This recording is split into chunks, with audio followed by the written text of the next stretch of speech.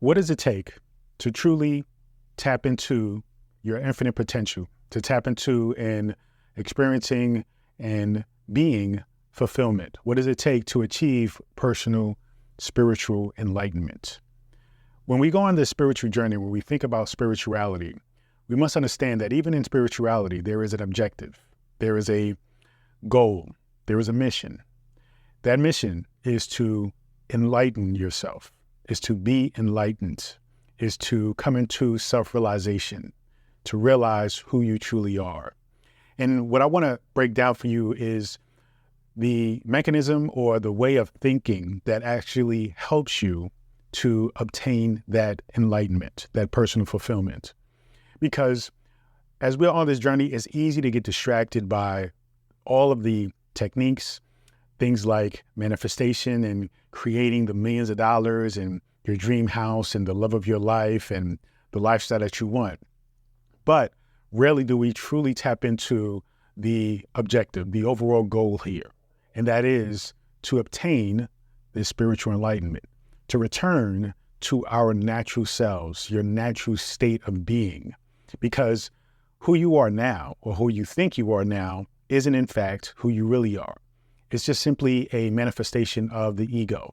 It's just simply a representation, a mask of the multitudes of layers of yourself. But your true self is deep within. Your true self is consciousness. Your true self is not your name. It's not your race, your gender, your orientation. It's none of those things. Those are just expressions. Those are just concepts of how you choose to maneuver and live throughout this life. But they are not who you truly are. You see, who you truly are is consciousness. Now, how you come to understanding and truly living this way of existing through consciousness and not just conceptualizing it logically or intellectually is by the means of practicing awareness, self-awareness. Now, a question can be, how do you do that then? How do you practice awareness? Well, first, let's understand that awareness is the thing that's going to reveal everything. When we think about enlightenment, let's really break down the word of what that means. Light, right? Enlightened, to expose, to bring light into a dark environment, right? And now when we think about darkness, let's not think about evil. Let's not think about it in terms of how society has implanted and defined darkness, right? Now, yes, there can be a sense of evil or bad within that, but darkness in itself is bigger than just those limited belief systems. What we're talking about is the unknown. What we're talking about when we talk about darkness is the unknown, the inability to tap into, right? To access, right? And as we take this spiritual journey, recognize that the spiritual journey is about exposing, is about the knowing, right? Knowing of self. And when you know self, you ultimately will know the universe, because you and the universe are one. There isn't a separation. So the process of spirituality is coming into the self-realization of your oneness with the universe, with God, and that you are not separate from that. In fact, you are an individual expression of that.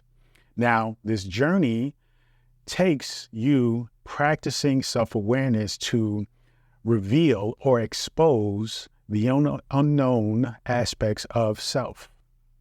And as you go on this journey, you have to understand that the process of revealing, unraveling, exposing yourself is really about taking time to observe self, or observe even the false self, which is the ego. When you observe the false self, when you observe all aspects of things that you can't even observe, you will begin to break down limiting belief systems, negative belief systems, unproductive thought patterns, things that are stopping you, or I should say really slowing you down from the process of your own self-realization. This is the journey. This is the objective. Now, I say slow you down because there is no stopping this process. We're all going to make the destination. We're all going to succeed in this understanding of waking up to who you truly are. But you want to really do so in a way that is, for lack of a better word, as fast as possible, right? You don't want to be suffering for longer than you have to. So it's important to recognize the keys and the tools needed to actually get you there, right? To get you to who you truly are. That's the point. Everything in life has a objective, right? Has a means to creating something, doing something. And the overall macro or point of this all is to come into the revelation or the understanding of who you are. That is the goal.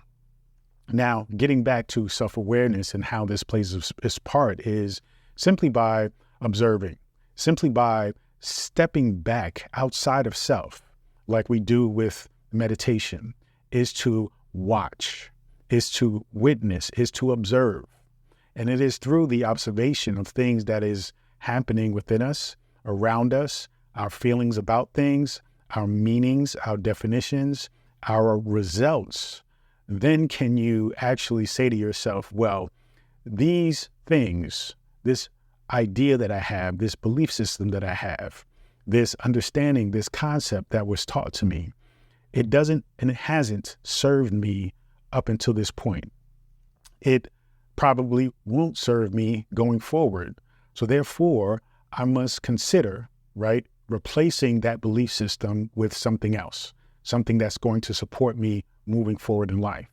And so as you sit back and you really observe your thoughts and you observe your life and you observe your relationships, you observe your finances, you observe all the things that are important to you and that are really dominant in your life as far as stress and anxiety, right, that's causing you some kind of suffering, you want to really take a step back and observe those things. Observe what got you there, what actions you took or did not take to get you there. And when you really observe, then you can take full responsibility over your role. And that's the key. You must. This isn't about taking blame or fault or shaming yourself. This is about owning your power. This is the point here. When you own your power, there is no feeling bad about it. There is no guilt about it, okay? Because those are emotions of the ego. We're not following the ego anymore, right? We're putting the ego in its place. We are, allowing ourselves to consider the concerns of the ego, but the ego is not the master of you anymore. Your consciousness, though, that divinity, that pure divinity, is what you're being guided by, is what you're following and being led with, okay? Because that is really the core of who you are. Whereas the ego is the false self, okay? That's made up stuff. That's illusions, right? But consciousness is truth. And this is the point. So as you observe all of these aspects and categories and things that really you think about a lot, right? And you feel stress even about, you feel anxious about, you must sit back and you must try to step outside of yourself when you are practicing meditation or mindfulness to really observe what has got you to this point without blaming anybody else, without putting anybody else as the cause of it, but recognizing that it only starts, ends with you. And as soon as you do that, then you can begin to observe it from a very, as objective as you possibly can be to see, okay, this is where you can improve. This is where you can take more of a active role in what happens here. Here is where, okay, I can do this different. I can say this different. I can take this different approach. But you have to be able to maneuver through any obstacles or any, situations, belief systems, or ideas that has been in your way from you actually achieving this level of enlightenment or understanding of self. You see, when you think about the great sages like Buddha or even Jesus, when Buddha was meditating and he reached his point of enlightenment underneath the tree, he had to face this dark aspect of himself, right? And once he was able to face that, then he was able to conquer it. but he was only able to face it with putting meditation and putting mindfulness first. He had to observe all aspects of himself to gain true understanding about his true self. With Jesus, when he did his 40-day fast, 40 days and 40 nights, and he had to face or be confronted by the devil, right? Then is when he, and people who follow Jesus recognize, okay, this is the moment here, because fasting is one of those things where you really put yourself in a zone of internal, feeling like, hey, I need to look within, okay? Because now you have excluded everything outside of you. You're not even taking in food from the outside. You are isolating yourself, because that allows you to go within and truly observe what's happening within you, because whatever is happening within is happening without. So you have to identify those things. And it is different practices like meditation, like fasting, that's going to allow you to go within, observe, practice, and master that self-awareness in order for you to get a clear idea of what's going on. All right. When you have a clear idea as what's going on, then you can identify issues. And as soon as you are able to identify an issue, the power of that issue diminishes. Many times we have issues, we feel anxious, we feel powerless, we feel helpless, we feel limited, we feel, like we have no abilities or no power, is because we're not identifying the issue. Okay, we are just roaming around aimlessly, feeling this anxiety without taking time to use our minds to actually observe what's going on. And this is where self-awareness will support you. And self-awareness is just it's a simple act, simple practice of being still within your mind and just taking a step back. In other words, your mind, your brain is a processing unit. There are thoughts going in and out of your mind. It is impossible to stop all of those thoughts, even in meditation. The point of meditation isn't to stop thought. The point of meditation is to pull yourself away from the thought, to actually observe what it is that you're thinking about. Saying to yourself, okay, I am thinking about this. I am thinking about bills. The I and I am thinking about is the part that we need to focus on. That is your consciousness. That is you. Okay. I am thinking about this relationship, this person. You have to get into that mindset. Think about those statements. When you say, I am stressed, I am this, you are consciousness. When you say I am, that is consciousness. That is the purest part of who you are. Thinking is the process of your brain, the mind, and you're thinking about something. Now you have to get into, okay, if I'm thinking about bills, what is it then, right? You have to first separate yourself from the thing you're thinking about. You are not that thing, okay?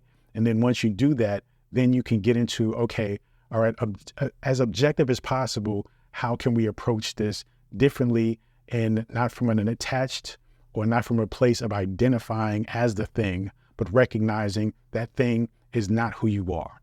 And that is how you gain power in using self-awareness to truly tap into who you are and mastering, but also creating the life that you want. Thank you so much. Feel free to go to drabundant.com, subscribe to my daily newsletter, and also get access to this free ebook, The Power Within. Continue to join me on this journey. Peace and abundance always.